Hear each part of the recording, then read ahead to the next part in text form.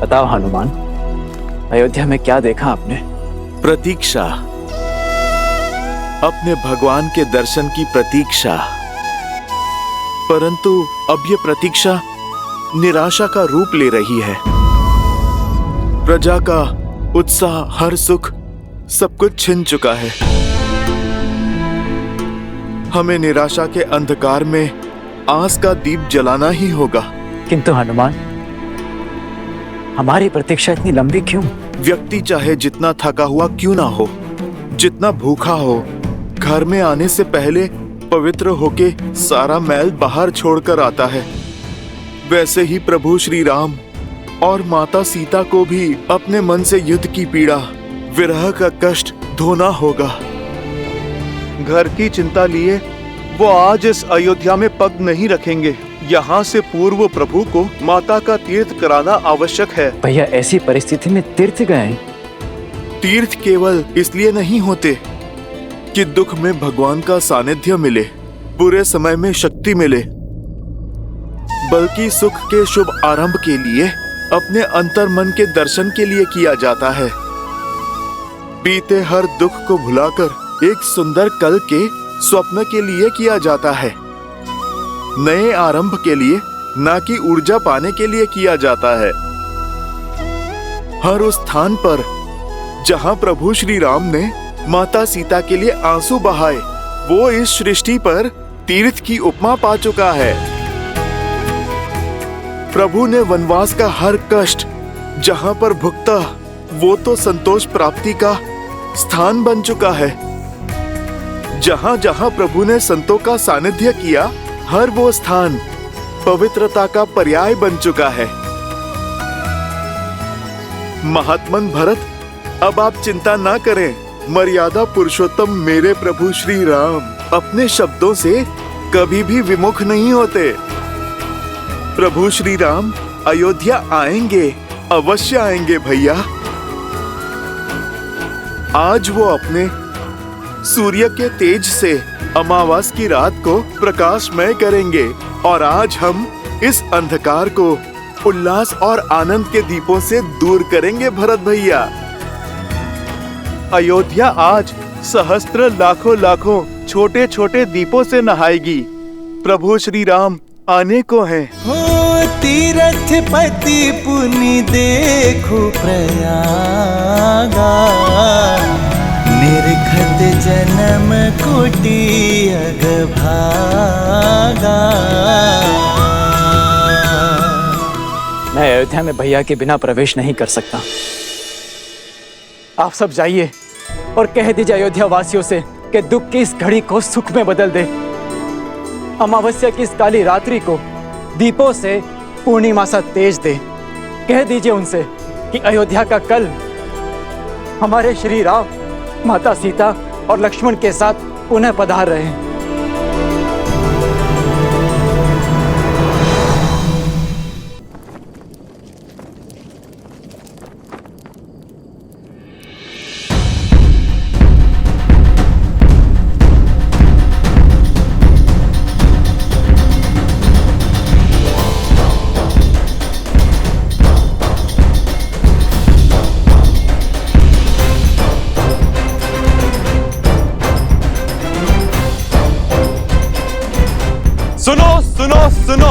सुनो नर नारी, सुनो अयोध्या सारी, सुने सरयू की धारा, सुने ये जग सारा। अब दुख का अवसाद नहीं, सुख का नाद होगा। बहुत हुई प्रतीक्षा, अब प्रस्तुत तपस्या का प्रसाद होगा। शांति और सम्मान लौट रहे हैं अयोध्या। मेरे भैया श्री राम लौट रहे हैं अयोध्या।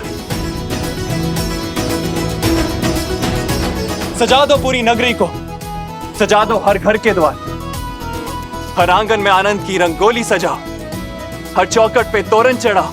पुष्प की भीनी सुगंध से पूरी नगरी को महका दो, और अमावस्या की इस काली रात्रि को दीपों के रोशन से मिटा दो, क्योंकि इस अयोध्या में प्राण लौट रहे हैं। मेरे भैया श्री राम आ रहे हैं। जय श्री राम, जय श्री राम, श्री राम, जय श्री राम, जय श्री राम, जय श्री राम, जय श्री राम, जय श्री राम, जय श्री राम, जय श्री राम। श्री राम लौट रहे हैं। कहीं ये झूठा आश्वासन तो नहीं? अब अगर श्री राम प्रभु नहीं लौटे ना, मेरे प्राण तो सच में चले जाएंगे। प्राण तो उर्मिला दीदी के जा सकते हैं, अगर मध्य रात्रि से पहले लक्ष्मण भैया ना लौटे तो। शुभ शुभ बोलो श्रुतकीर्ति। अब अयोध्या में इतना बल नहीं कि एक और परीक्षा दे सके। संसार की सारी बाधाओं को दूर करके लौट रहे हैं मेरे भैया। बस उनके मार्ग में अब और कोई बाधा ना आए।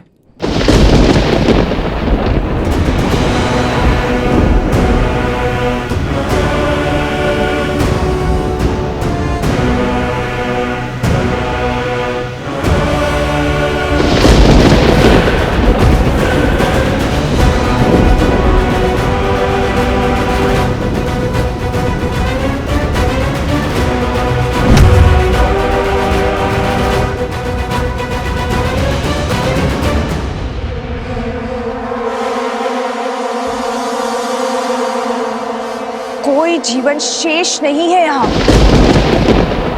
पवन भी जैसे आशा की नेक खो चुका है। देखते हैं ये सूखी धरती और शुष्क पवन की ये बाढ़ एक बहन की पुकार तोड़ सकती है या नहीं। भैया! भैया!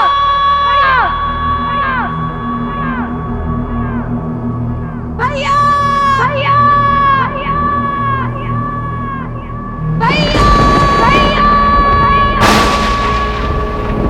वर्षों से जिसने कष्ट में तुम्हें स्मरण तक नहीं किया, पीड़ा में तुम्हें पुकारा तक नहीं, आज वो बहन तुम्हारा आह्वान करती है।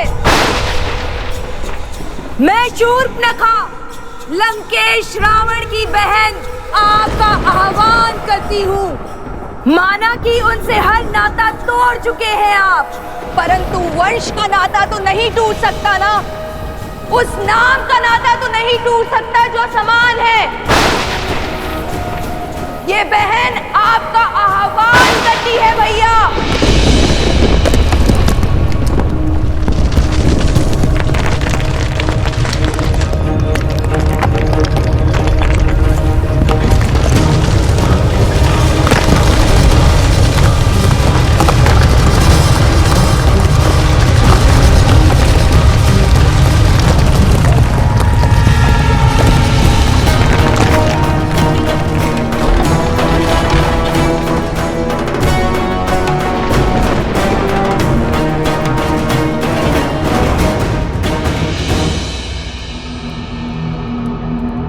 भैया!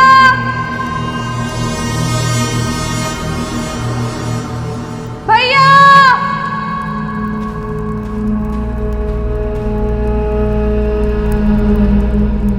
भैया!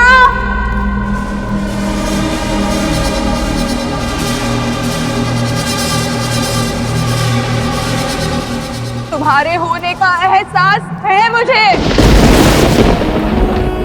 मैं जानती हूँ तो मुझे सुन रहे हो तो सुनो। हमारे प्रिय भैया रावण,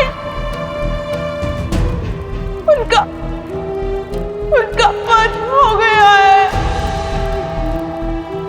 चले गए वो जिनका 10 लोगों पे आधिपत्य था, वो जो संसार के स्वामी थे, वो अब नहीं रहे। और इस दुर्गति की दोषी हम में से ही एक है, हमारा ही रक्त। अब राक्षसों की आशा केवल एक से शेष है, वो तुम हो। बताओ भैया, राक्षसों की शान, उनके सम्मान को तार तार करने वाले को दर्द दोगे या नहीं? राक्षसों के भविष्य को तुम्हारी आवश्यकता है भैया। असुरों के कल को तुम्हारी आवश्यकता है। छल से छल्ली कर दिया था उन्होंने भैया को, माया से मारा था भैया।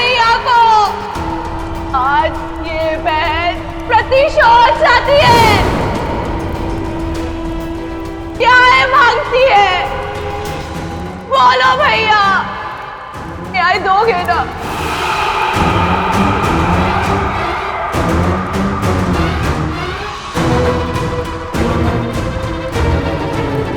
भैया, लंका को ध्वस्त और लंका के सूर्य को अस्त करने वाला वो हमारा नगर छोड़कर उत्तर की ओर जा रहा है भैया,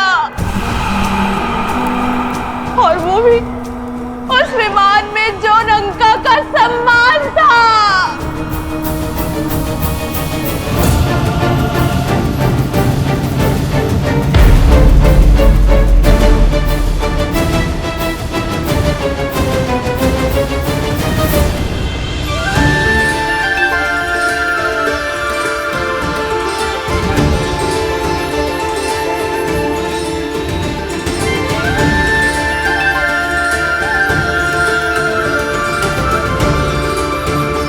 एक वनवासी का जीवन जीकर पिताश्री का वचन निभाएंगे। इससे पूर्व अयोध्या वासी खोजते हुए हमें यहाँ आ जाए। हमें गंगा पार करवा दीजिए। श्री रामचंद्र कृपालु भजु मन हरण भव भय दारुणम नव कंज लोचन कंज मुख कर कंज पद कंजारुणम कंदर्प गणित अमित छवि नव नीला नीरज सुंदर। प्रभु आप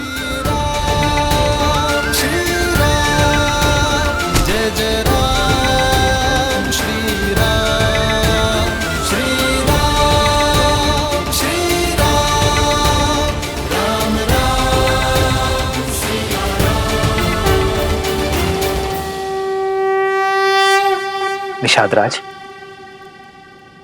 उठो। आप सभी उठ जाइए।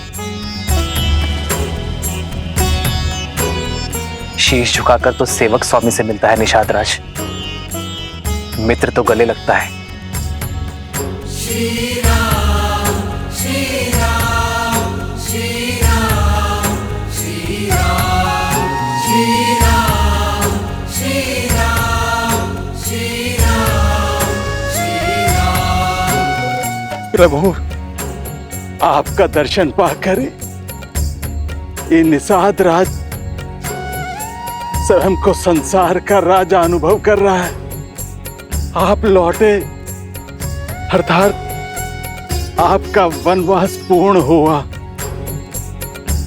पुष्पक विमान आपके आदेश में है, अर्थात पापी लंकेश का नाश हुआ। इतना बड़ा सम्मान मिलने के बाद भी आप हमको भूले नहीं।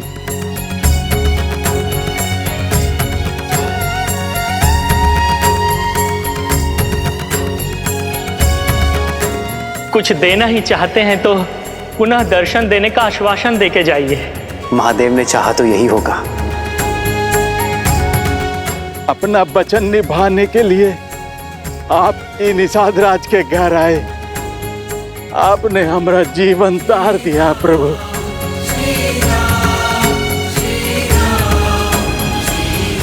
कैसे ना आता निषाद राज। रघुकुल रीत सदा चली आई, प्राण जाए पर वचन ना जाए।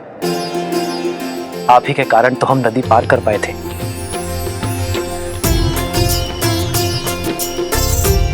आप ही के कारण तो जीवन का लक्ष्य पाया। यदि आभार नहीं मिला लौट जाता तो यहाँ का पुण्य कैसे मिलता निषाद राज।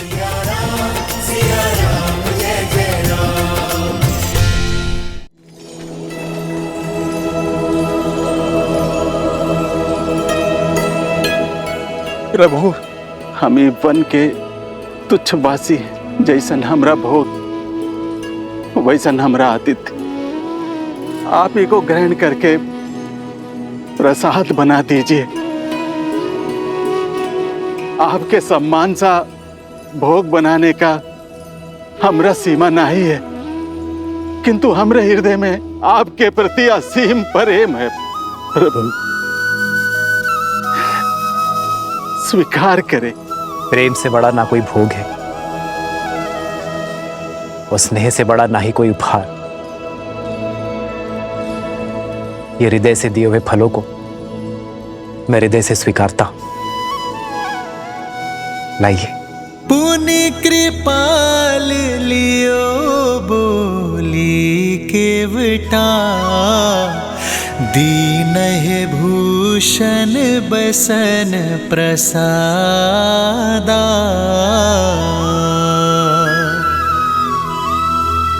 बचन सुनत उपजा सुख भारी, परयु चरण भरि लोचन बारी। आपके साथ और सहायता के लिए कोटि कोटि धन्यवाद। जो हाथ संकट में बढ़ा वो सुख में भी साथ रहना चाहिए। इसलिए श्री राम के राज्य अभिषेक का पहला निमंत्रण स्वीकार करें। प्रभु, प्रभु, पांव की धूल को माथे का तिलक बना रहे हैं। हम जैसे तुच्छ को अपने राज्याभिषेक में अतिथि बना रहे हैं। आपके समान कोई नहीं, कोई नहीं प्रभु, कोई नहीं।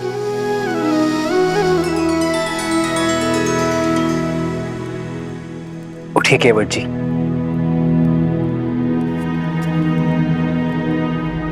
जब सूर्य का प्रकाश राजा और रंक में भेद नहीं करता, जब चंद्रमा की शीतलता उच्च नीच में अंतर नहीं करती, जब प्रकृति का कोई भी अंग समानता की परिभाषा को भंग नहीं करता, तो हम क्यों करें? और वैसे भी दुख के हर क्षण से लेकर सुख के हर क्षण तक जो साथ है, वही तो है सच्चा मित्र। आप भी भगवान हैं केवट जी। भगवान तो मनुष्य को भवसागर पार करवाते हैं, और आप एक क्लांत पथिक को।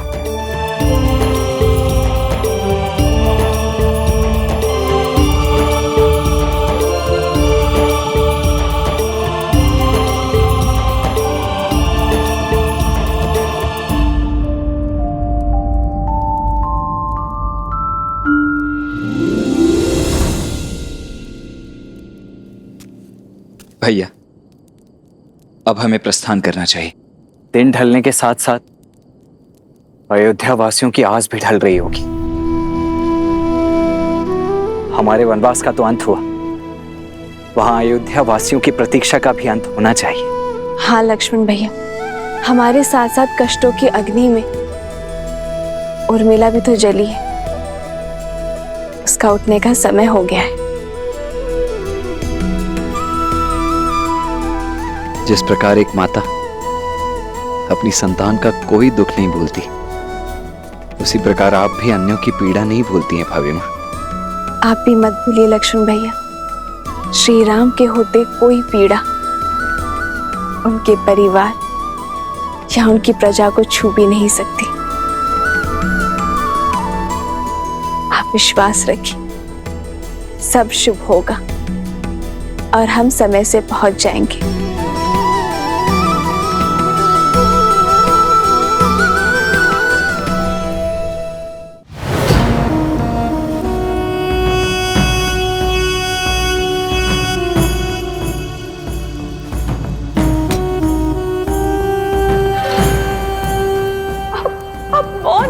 भैया, क्या आपको मेरे शब्द सुनाई नहीं दे रहे या समझ में नहीं आ रहे? अपनी जाति परिवार की इतनी बड़ी हानि जानकर भी यूं ही निश्चल रहोगे? जिसने राक्षसों के सिर से रावण रूपी छाव छीनी है, जिसने असुरों के हाथों से लंकेश रूपी ढाल छीनी है, राम की हार ही हमारे भाई का प्रतिशोध होगी भैया, और तुम्हारा प्रहार ही हमारा प्रतिकार होगा।